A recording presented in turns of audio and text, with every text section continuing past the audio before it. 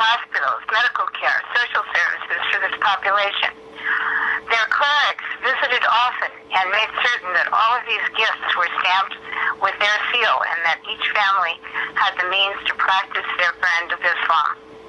As they mobilized their militia, they returned to the families who'd been recipients of their largesse and asked for their sons to join up.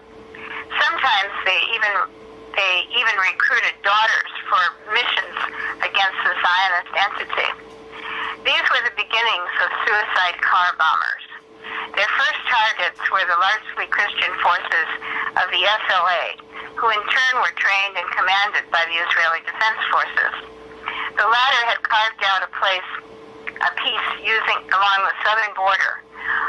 On the southwest, alongside the ocean, and in command centers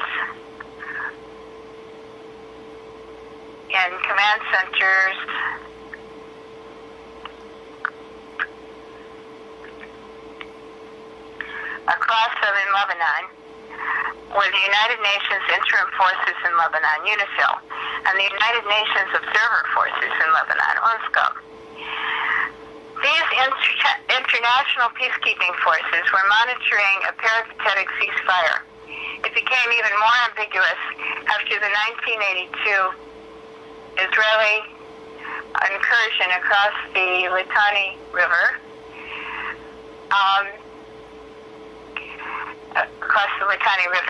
UNIFIL has changed components several times over the years, but it has generally had French, Italian, Irish, Norwegian, Swedish, Finnish, Nepalese, Fijian, and now Polish contingents. The stress of peacekeeping is a research I've published elsewhere, but suffice to say that among the UNIFIL soldiers engaged in this mission and the IDF when it was thus engaged, there have been a significantly high number of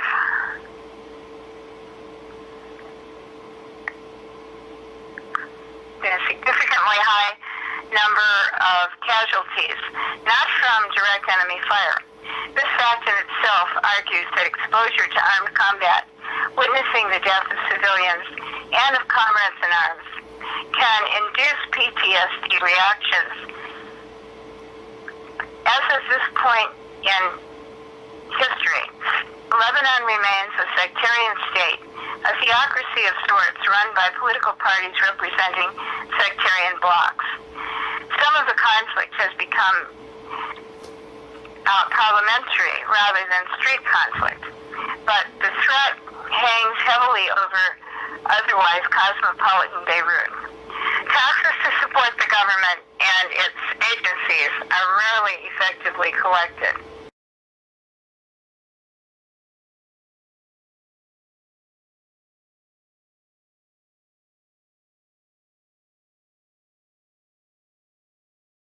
Hashish, the main export of Lebanon, next to tourism, provides an income to the various political entities along the route from the Bekaa to the coastal ports.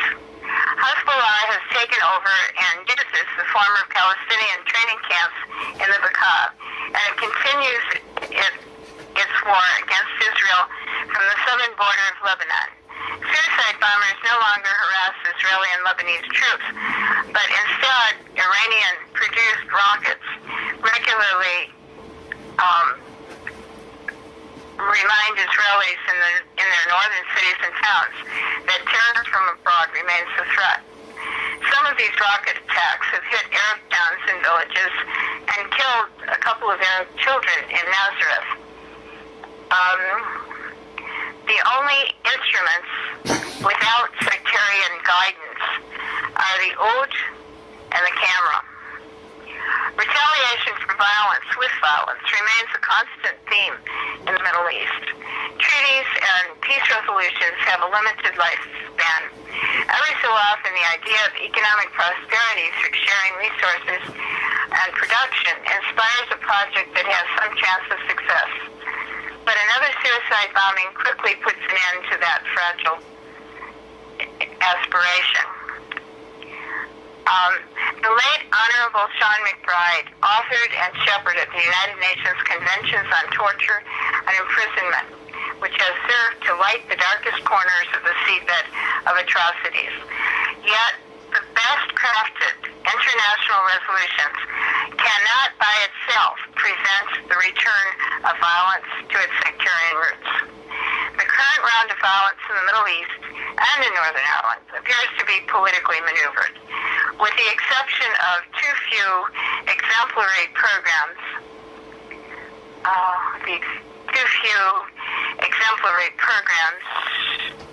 for rehabilitating former candidates for suicide missions and the captured survivors of terrorist groups, rehabilitation programs are run by the same organizations that trained these prospective terrorists in the first place. This can only exacerbate the sectarian and political divides, no matter how much money is paid in victim compensation. These issues are well summarized in the Ames-Bradley report issued on January 23, 2009. They are further amplified in the CAJ report, Lessons from Northern Ireland. Terrorism is not isolated nor disconnected from one to another place in this world. The phenomenon of martyrdom suicides is proof of that. Ideas become framed in words. When the words and ideas come together, they form concepts. Concepts spread geographically, historically, and even across different languages. But sometimes ideas get changed in translation and concepts are then rearranged. Experience as well as ideas form icons in the brain. These are reactivated as memories. But as the ideas form from the words expand and connect with each other, they become concepts. Concepts over time and geography are identifiable, much as DNA can track the origins and connections between people. This is a conceptual map of the concept of martyrdom. Its ultimate purpose is to allow a quick review of a martyrdom action such as a suicide bombing, to identify from the action its conceptual origins and thus the probable perpetrators. But more important, this conceptual map is a vehicle for teaching and communicating about a phenomenon, whether in a classroom or broadcast media. As it becomes interactive, participants can explore the many links to search across cultural connections and socio-political implications. At the same time, we track the brain processes that mark the path from sensation to perception to emotion, and finally to a motivated action.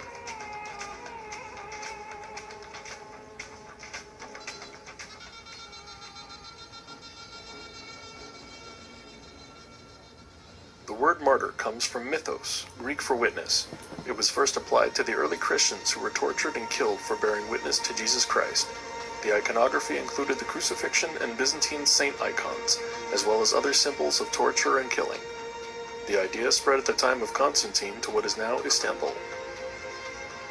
At that time in what is now Israel, the Romans were fighting insurrections by the Jews. 200 years earlier, the Jews fought the Syrian Greeks in the Maccabean Rebellion. Many were tortured to death for their beliefs, but there wasn't the word in Hebrew or Aramaic for martyr. These were words for heroes which concept defined those who refused polytheism and fought the conquerors. Rabbis were forbidden to teach Torah and were horrifically tortured and killed if caught.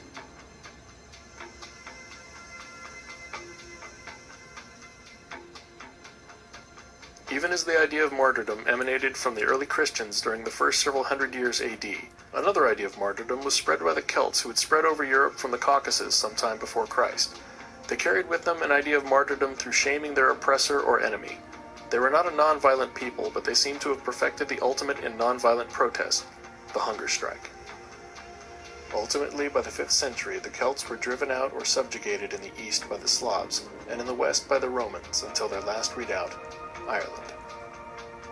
They were not a pacifistic people. In fact, they were known as warriors and taken by the Romans to be soldiers in their imperial wars.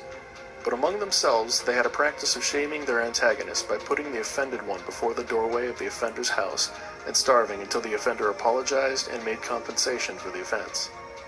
This was the beginning of nonviolent civil disobedience, but significantly the beginning of another kind of martyrdom, the hunger strike. But the hunger strike as martyrdom spread in time and geography until it became used in India in the 20th century by Gandhi and the suffragettes in England, and of course the national hunger strikes in Ireland.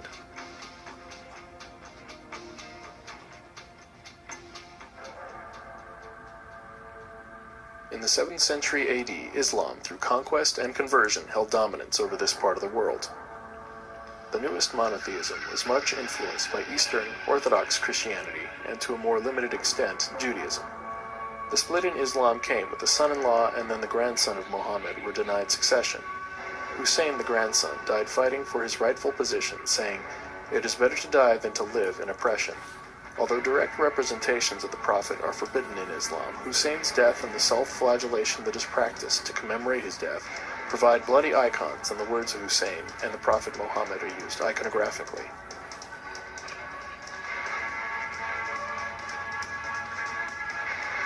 Pope Urban II considered the warring Christian kingdoms that comprised the Holy Roman Empire and devised a program for unification of Christians, the Crusades.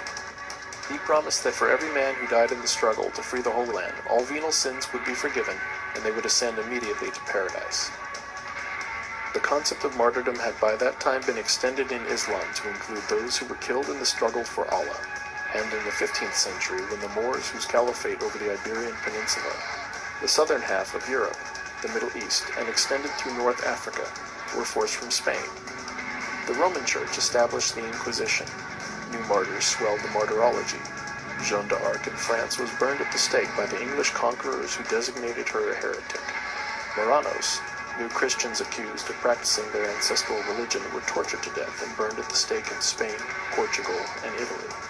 And in Central Europe, the beginning of Protestantism, the Hussite Rebellion, the Huguenots and Wesleyans at the end of the 14th century. During the Reformation, there were martyrs who were killed for their beliefs and their refusal to apostatize. The clash between the Caliphate and Christian Europe produced Islamic martyrs, as the description is extended to include those who died on the Hajj, pilgrimage, riots, and rebellion.